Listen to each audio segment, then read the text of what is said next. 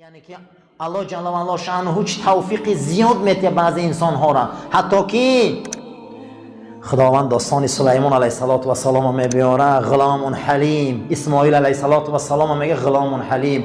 بعضی آدم ها را پروردگار توفیق خوب میده، حتی که حضرت اسماعیل خداوند ببین که پدرش در گردنش کرده میمونه، میگه ستجیدونی ان شاء الله، تو من مییابی ای پدر اگر بخواه خدا. چی مییابی؟ مرا شکور مییابی، مرا بردبار مییابی، مرا حلیم مییابی. من در این قربانی صبر میکنم، تو زیق نشو ای پدر، تو زیق نشو. با نشو که روی من نگاه کنی در وقت قربانی کردنت، روی من در زمین جق که روی پدر با پسر شیرینه، کورچای دستت میغناته، نزد خدا گناهگار میشی. حضرت سعدی میگه خدا رحمت کنه، تا میگه ای سعد بعضی آدم رو خدا توفیق میتیه. یا حضرت سلیمان علیه السلام در پیش داوود علیه السلام دستو در زیر ناف بوده است، هیچ محل گپ نمیزده، زیاد گپ نمیزده در پیش پدر. حضرت داوود حتی که خواب دراز میکشیدن، سلیمان خواب نمیرفته، در پایان پای داوود میشیشته. میگه پنجه میدهکش میگه 16 سال وقت داشت، در بالای بجولک های داوود علیه السلام سم کرده میشیش که داوود چشم میکشاد، میگه سلیمان بچم رفته خواب کن، سلیمان بچم رفته خواب کن. بعد از اون میگه پدر من اجازت خواب ندادی برایم، همین شیشتم در همینجا پیش شما. رنگ غلام بود. میگه حتی که انا همین آیه مبارکه را ابن عباس دلیل میگیره، میگه فرزندا باید در پیش اتانشان غلام بستن، دستو زیر ناف. این تعلیمات رو قرآن میتیه. حتی که در همین ضمن بحث میکنه که من میگه اینقدر خدا خیر و توفیق داده، حتی میگه در وقت قضای حاجت اگر بچه آتش درآورد مبادا در همین قضای حاجت بوی نجاست پیدا شد از پدر، میگه حق نداره اوف و پوف کنه، گناهگار میشود. این تعلیمات را کی میتیه؟ این تعلیمات را اسلام میتیه، حدیث میتیه، قرآن میتیه. همون پدرایی که در وقت بقوتش بچهش آورده بسم الله نشون داده، یخی برای قرآن بچهش غم خورده، برای فرض عین بچهش غم خورده. و امروز میگه بچه مرا حرمت نمیکنه. و وقتی که بقوت بدی چون یه مراتب ایران نیاوردی فرض عین خونی، چون یه بار ایران تفسیر خونی نیاوردی، چون یک بار اینا چور کتاب خونی نیاوردی. اکنون او تیاق شده، راست شده، تو امروز مینولی دیگر دیر شد. ای سعد ابن ابوبکر سلجوقی، پروردگار ای کشور تو همیشه آفت دور کنه. چه کشور کردی، چه عدالت کردی. من حقیقت میگه در دل مردم میکارم، حقیقت میگه در انا همون گردنی انا همون مروارید بارین میکارم. دعا میکنم که زی ملکت پراکندگی دور باد. عزیزا هر آدم در حقش دعا میکنم. حالی زناتون در نان روی میکنه که دعا میکن، دعای او میگیره. فرزنداتون در نان روی میکنه که دعای اونها میگیره. با اون شکل اونها اهل شکر باشن، اهل تقوا باشن، اهل نماز باشن، والله دعای اینا قبوله. رسول الله صلی الله علیه و سلم فرمودن بهترین صدقه همون صدقه است که آدم زن گودکش سر میکنه.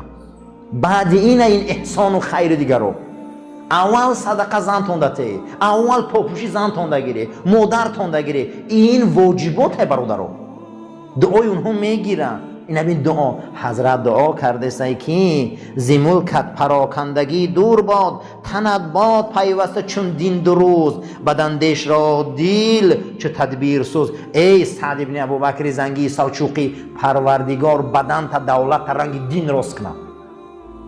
دین همیشه آباده، دین همیشه بنیاده، دین همیشه اخلاصه، دین همیشه صداش بلنده. هر کسی که در عدالت حق راستی باشه خداوند انامو خیلی دولت چه راست میکنه. بین که از بین 1000 سال میگذره نامی میمونه. سعد ابن ابوبکر زنگی، درونت به تأیید حق شاد باد، دل و دین و اقلیمت آباد باد، جهان آفرین بر تو رحمت کند، دیگر هر چی گویند فسانه است باد. یعنی که عزیزا، یعنی چیزی که من گفتم از در وصف سعد ابن ابوبکر زنگی همی خشبسته این زیاد جکته که اوسانه میشوم. انا میخواد شاها بودن، انا میخواد عدالت ها داشتن، انا میخواد در اقلیم های پیشتر زندگی کردن. عزیزای دنیا ای سری هممون میمونه، لیکن خشاب حال انسانی که او به نام نیک زندگی کنه، از قفای او دعای نیک کنن. سعدی مورد همین رو تربیت کرده است. شما حال انسانی که نام او را با دعای نیک یاد کنن. همینت بس از کرداری مجید که توفیق خیرت بود بر مزید. یه مرتبه در یوشی غم خوردن در کره. حضرت سلیمان میگه این وقتی میگه داوود علیه السلام میدید این یوش، این خدا ترسیش، این بزرگیش برای که این سلیمان چیه یا نسل چیه این. بعد حضرت داوود میگه در پیری دعا داد. قرآن میگه و شددنا ملک، چنان ملک سلیمان را به قوت کردیم که حکمت عجینه را نصیبش کردیم به دعای پدر. حکمت چراس کردیم. در یک میجه زدن حضرت کرسیش باده که در زمان سلیمان میوزیده در میجه زدن در یک ثانیه از روی 300,000 ابراد میرفت است. در هند و چین همه را خبر گرفته میومد. چی بود؟ میگن دعای داوود بود. برای همین حضرت ما رو نصیحت کرده است دیگر همینت بس از کرداری مجید که توفیق خیرت بود بر مزید. برادرها این کردار خدادادیه که آدم در خدا توفیق میتیه. آدم در خداوند توفیق میتیه، آدم در خدا مهربانی میتیه، آدم در خدا عدالت میتیه. این همش ای جانب الله های. سعدی هم گفته است که خدا رحمتت کنه ای سعد ابن ابوبکر زنگی، خدا رحمتت کنه که تو توفیق خدادادی داشتی. حضرت سفیان ثوری را میپرسن گفته راه ایمان چیست؟ گفته خدادادی باشه خوبه، ولی شکر کنه که ای اوتا و چه مسلمان به دنیا آمدیم. این خدادادی های در خونی ما های. اگر اوچمون مسیحی میشه چی کم میشه؟ گفته اگر خدادادی باشه بسیار افضل های. تا بعد تا کم آدم ها به محنت ایمان میابن. ایمان به محنت نمیابی، ایمان به شیر مادر میگذاره. و چای مسلمان هم اکیدیم که ما مسلمان شدیم. ولی اگر مسیحی میشیدیم یهودی میشیدیم قینده برادر ولی میبرن اسلام میبرن کو اینا را در آوردن قینده نمیشون اینو تا آخر غم میتن آدم. برای همین شکر کنیم که ما خداداد مسلمانیم، مادرزاد مسلمانیم. اللهم ربنا آتنا في الدنيا حسنة وفي الآخرة حسنة وقنا عذاب النار وصلى الله تعالى خير خلق محمد وعلى أصحاب الأجمعين آمين يا رب العالمين. صفاتنا راست گره، تلفناتنا خاموش کنین. بودن شاهدار فریادش میکنه، با مضحک هم مینویسه، حزل هم مینویسه، شوخی هم مینویسه. میگه شاهدار میبیایم و میگن سعدی تو حکیم سنت، حکیم امتی، شیرین سخنی، یک مصرع شعرگو، یک مصرع شعرگو قهرم کنه، دویم مصرع شعرگو راحت کنم. میتونیم که کرده یکون شاعر مرا نکرده.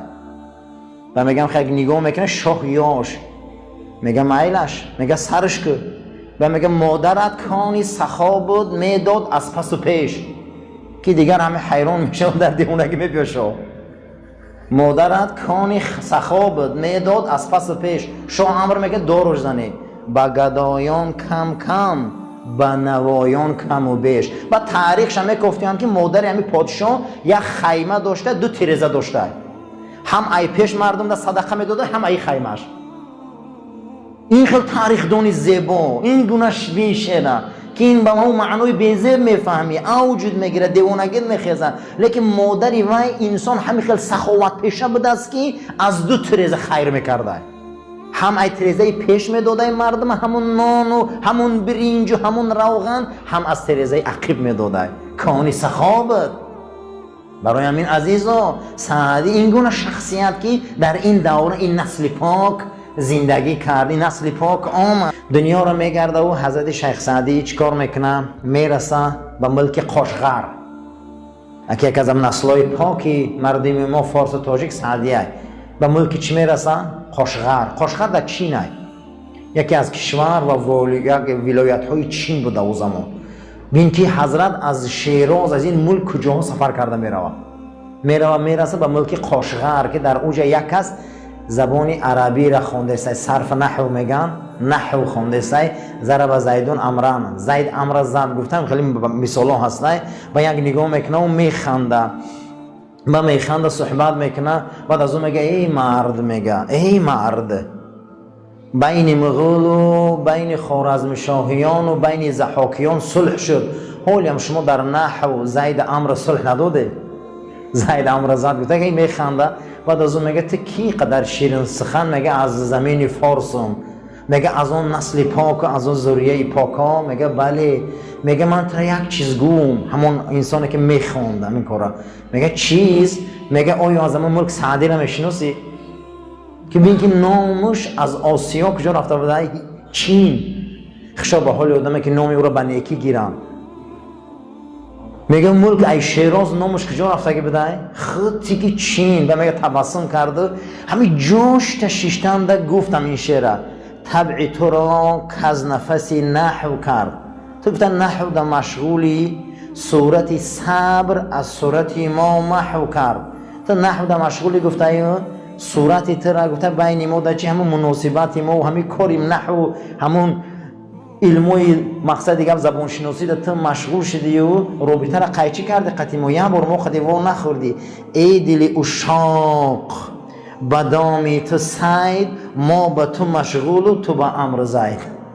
میگه در جوش میگه یک صحبت حضرت کرد که ما مشتاق تیم تو امر زید گفته گشتی. بگو تو سعدی بله. و میگه آمده چشماشو بوسی، دستاشو بوسید، قچاق کرد، گفت ای از نامی تو در تمامی بزمی این شاههای ما و شاههای چین از تو میگن و میرقصن، از تو میگن، عشق تو میگن، از نامی تو میگن، از دینی تو میگن، از او خاکساری از حقگویی های تو میگن. بین که خداوند وقتی نام انسان رو به نیکی بره، بین که از کجا به کجا میبره میرسانه. بعد از او میگه چی سعدی را به او درجه بالا رساند، چی حقگویی هاش. نه هر کس حق تواند گفت گستاخ، هیچ کس حق رنگ بی ادب گفتن نمیتونه. حضرت سعدی در حق گویی رنگ بی ادب گام میزدن.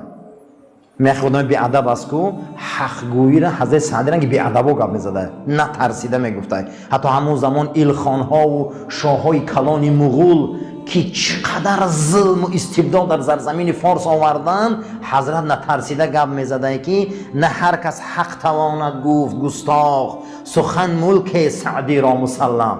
من سخن حق خدی گفته میان دنیا را میشکنم، یگان چیز رنگ گپ چیزی زور نیست برادر رو.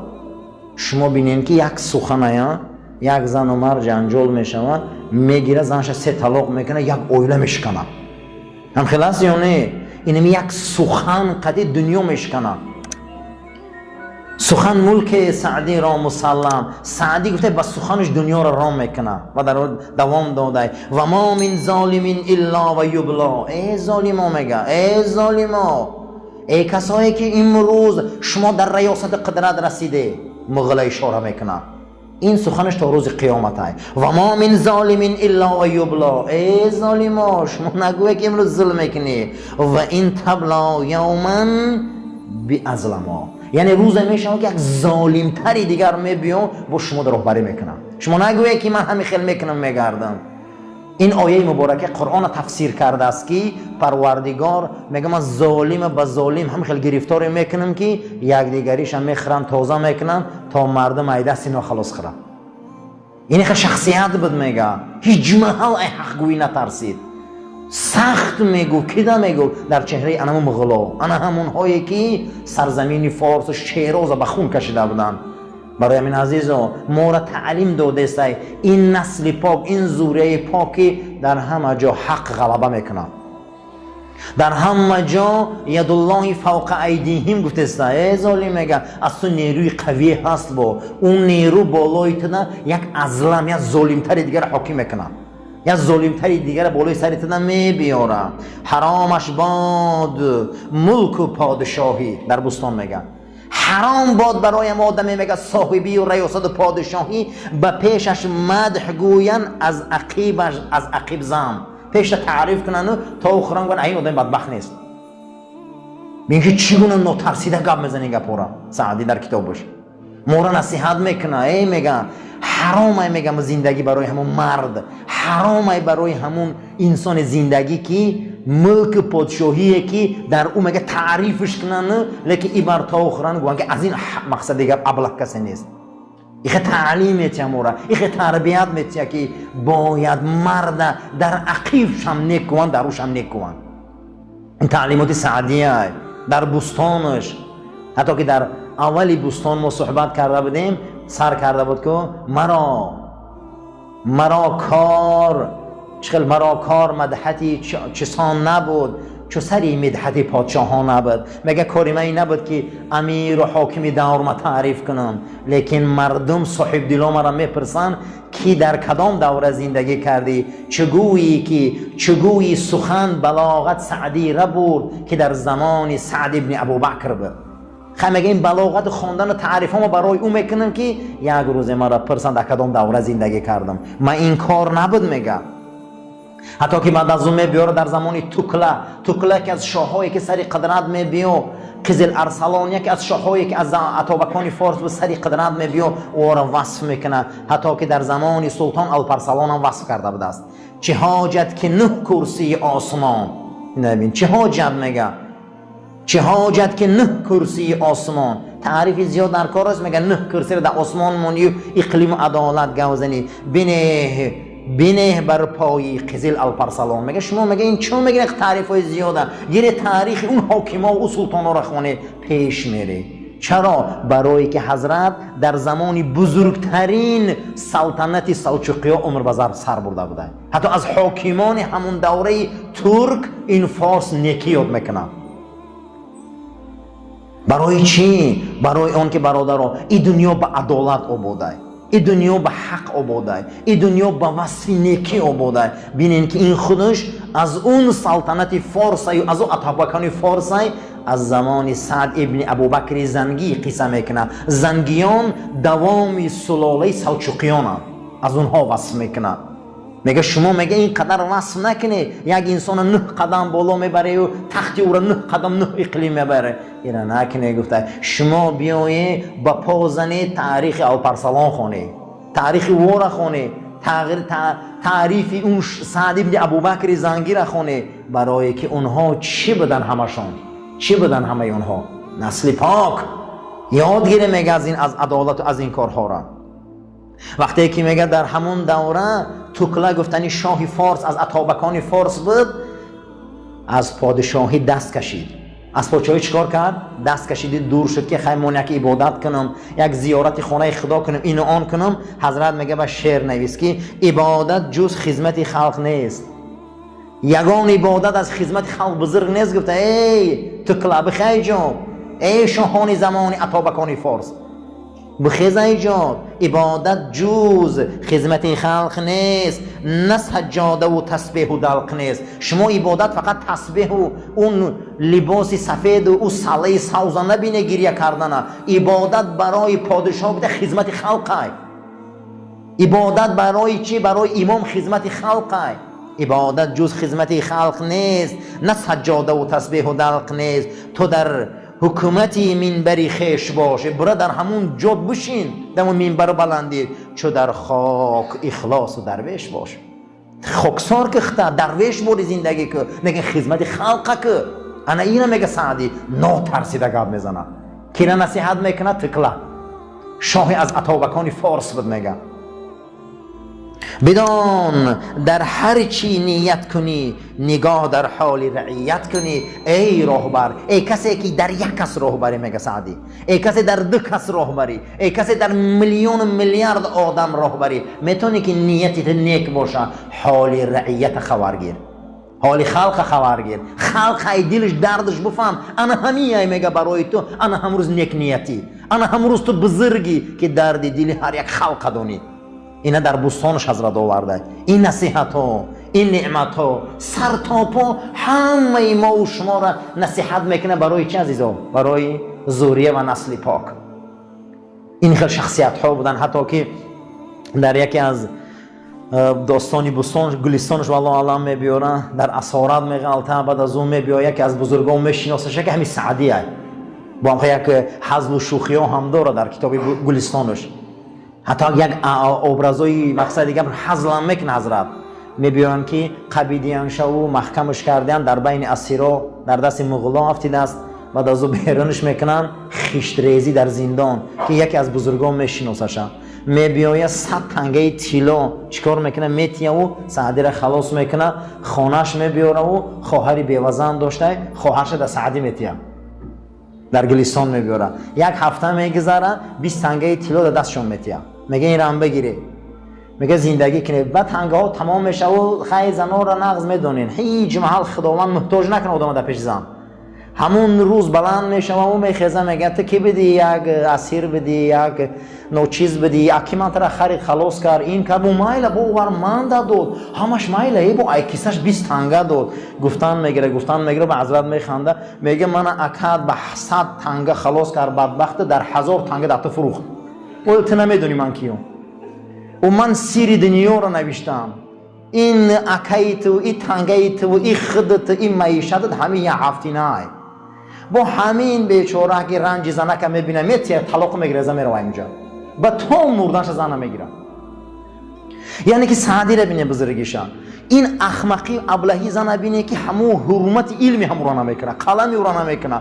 بعد 1000 سال ما سعدی گام میزنیم نه اوزنک میگه اکاد مرا 100 روبل خرید، 100 تنگه خرید رست، لیکن در 1000 تنگه فروخته خبر نداری. این خیلی شخصیت ها بودن، این خیلی بزرگی ها بودن.